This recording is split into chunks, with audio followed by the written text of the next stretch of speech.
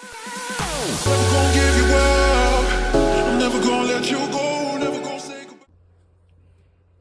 Hey everyone, welcome back to the channel, and today I am here to do a little flip through an old wrestling magazine.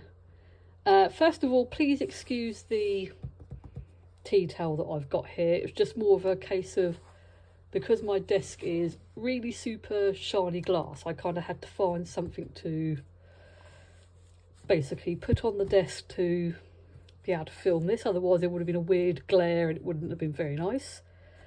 But hopefully for the next video I will find something a little bit better, rather than a weird, slightly grubby tea towel. So it's more of a bit. Please take my apologies, or accept my apologies even. So yes, for those of you that remember the old WWF Raw magazine, yes, I still have this copy. I mean, some of my others I think I got rid of over the course of time, but yes, I still have this one, November-December 1996 one with Sunny on the front. I think that was part of the reason why I kept it, because I thought at the time I was, I suppose, a bit of a fan of hers. But anyway, let's have a little bit of a flick through, a bit of a journey down memory lane, I guess. So I just remember seeing all these old adverts in the magazines like this. It's like, oh, it's wonderful. But yeah, the magazine's probably showing its age a little bit with the yellowing there.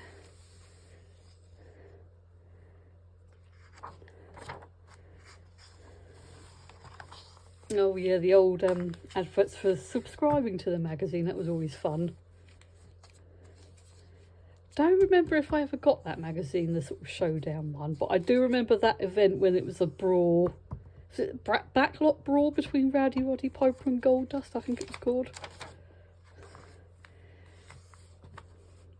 This was, yeah, I think it was like a general article thing that someone called the Informer used to write, just talking about general, I think, stuff and things that was going on in the company at the time. And then we've got the letters page, and then you've got all the ways you can contact them there, which was like by fax, email or letter. Like, part of me wonders if that address is like that, or a similar address is still valid now. There must be one you can still send letters in, like fan mail and stuff like that. But yeah, who remembers fax machines? I think I only ever had one job where we kind of used fax machines here and there.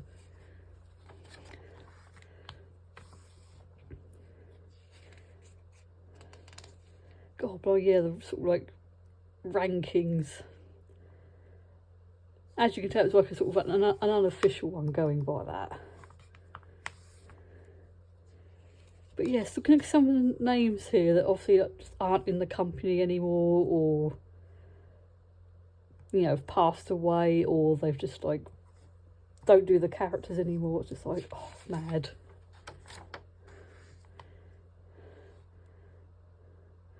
Oh, the Vic Venom character. I can't remember who it was that played the sort of like Vic Venom character. Part of me wants to go, wasn't it like Vince Russo or someone? But I might be incorrect there. We've got an interview here with Brian Pillman. My brain just blanks then, even though his name's right there. But that was just like so sad, sort of like he sort of like suddenly passed away like he did. Oh, America Online. I don't think I ever saw this website, because I think this was like a couple of years before I started having like semi-regular access to the internet, and then by the time I did, around 1999, 2000-ish, they'd, I think, updated to the current website they have now, or an early version of the current website anyway. So yeah, I sort of never got to see sort of like this version, unfortunately. Oh, yep. The days of Psycho Sid, or Sid Vicious, or whichever other names you might remember him as. Because I swear he had about sort of like 8 billion versions of the Sid name at this point. Oh, Ahmed Johnson.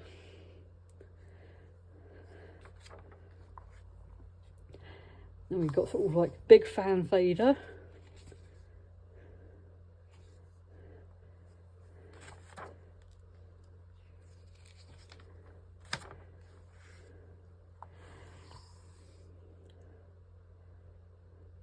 Oh yeah, wasn't there sort of like just, I don't know if this was part of the Brawl for All or if it was just another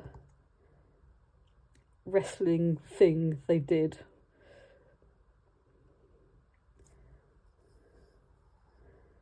I've got a feeling this was, I have a feeling this wasn't necessarily part of the that sort of like, was it Brawl for All or whatever that event was when everyone was boxing?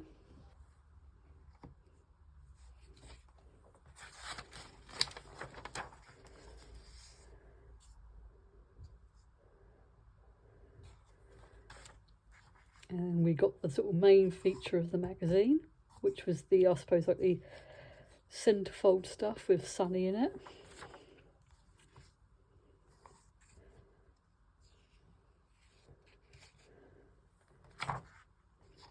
It's still got the poster in here, which I've never taken out, so yeah.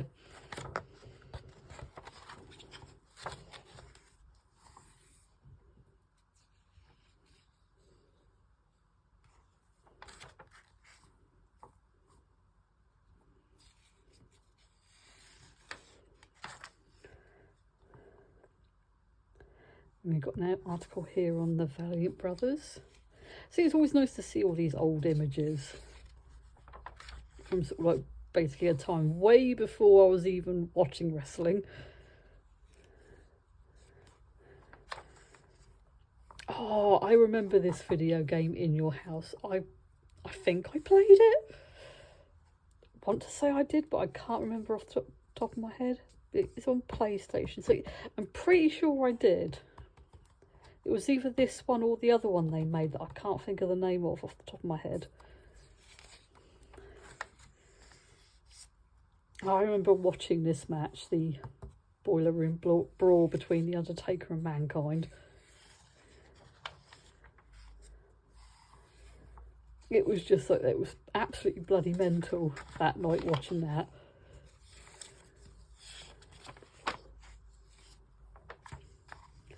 Oh, I see, as a kid, I used to love looking at all of these and being like, oh, I wish I could get these.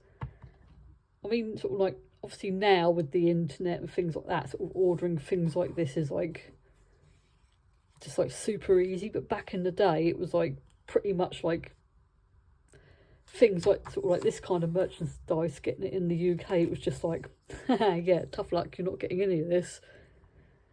But it's just like, oh, maybe one day I'll stumble across maybe some of these on a like eBay or sort of Depop or somewhere. Who knows? See, that's a good question for everyone out there. Who do you think is the greatest manager of all time? So for their top 10 in here, they've got Miss Elizabeth and Mr. Fuji as joint 10th, when I can say it. And at 9 they got Jimmy Hart, Bobby the Brain Heenan number 8,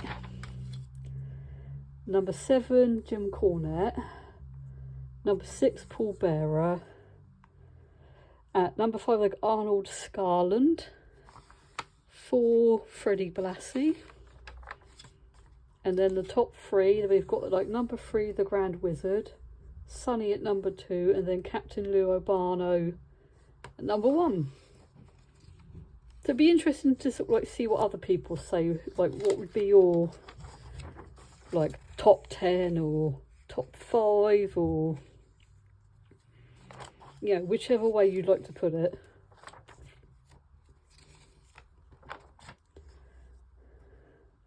Oh, another one of the crazy photos there. Oh, sorry, yeah. See, I sort of vaguely remember when the WWE or WWF had all these like sort of like hotlines and stuff like that, and it's like, yeah, it probably wasn't exactly cheap. Although looking at the UK one, it actually sort of like, Not exactly cheap, but probably not the priciest I've ever seen the rates. I mean, this was probably back in the 90s as well, so yeah, I didn't actually notice that they had like a UK one.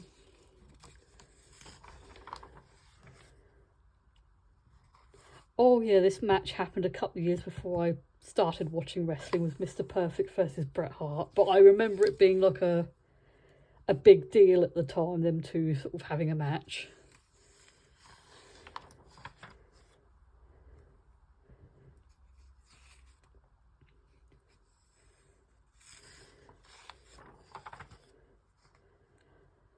Oh yeah, I think this was another one I vaguely remember them doing, was the fantasy matches in the magazine, who they like sort of like who they would pit against each other and then go through sort of like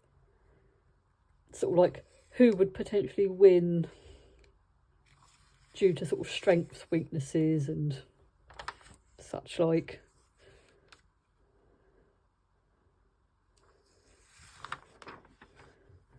But I probably would say, sort of going back to that, sort of again, what would be your sort of like fantasy match? You know, if you were able to sort of like organise any match at all, doesn't matter if the wrestlers are still alive, still active, whatever, it'd be fun to see what, you know, what other people think. Oh, this was another thing I vaguely remember, was this comic strip that they had in the magazine, like the Raw magazines. I kind of wish I'd kept my others now, just to sort of read through this and potentially put them up onto like Internet Archive, something like that. And then last advert was for the magazine. Again, I do remember having this, but I sadly don't own most of my magazines now. I did get rid of them, unfortunately. And then we end with another advert for In Your House, which was the one that was like, yeah, at the time.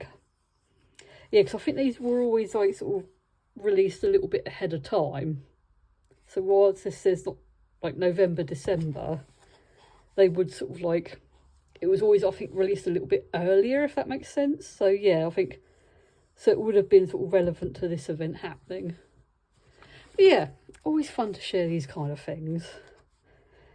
I mean, again, if I'm able to, due to sort of like legal stuff and things, like some of these magazines, like this one and some of the others I've still got, I might see if I can scan them in for like Internet Archive, places like that. So we'll see. But on that note, I'm going to finish here and I'll see you all later.